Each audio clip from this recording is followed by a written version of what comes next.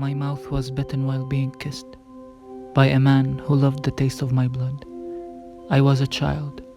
I forgot that blood has ever existed until I had my period. Then my lips got stitched by threads of tradition, by another man who didn't like the sound of my story.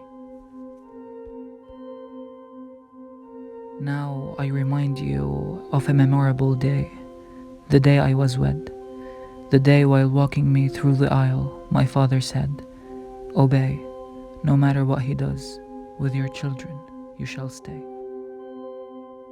Allow me to remind you of a carriage that drove me from a classroom to a cold king-sized bed. I still recall the words of my mother. Word, innocence is delicious. Vampires do exist, and you might be their prey.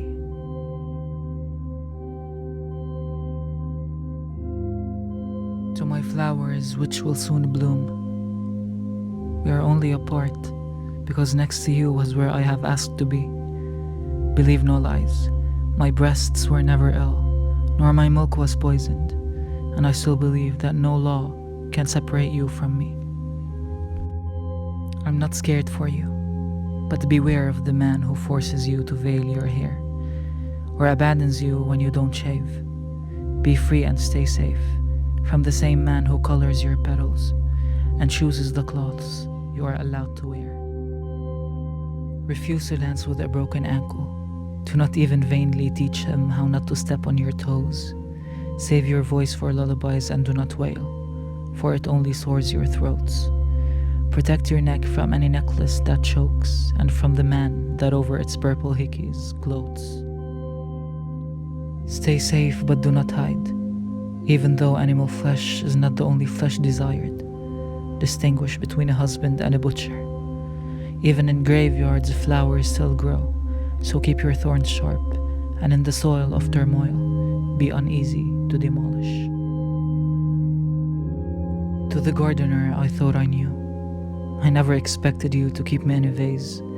You wished for a flower, I bore as a bouquet, until my pot transformed into a war zone. It was where you emptied your rage, where you planted your seed of anger and greed, and the stretch marks I carry hold my pride, evidence that I once tried to let you in.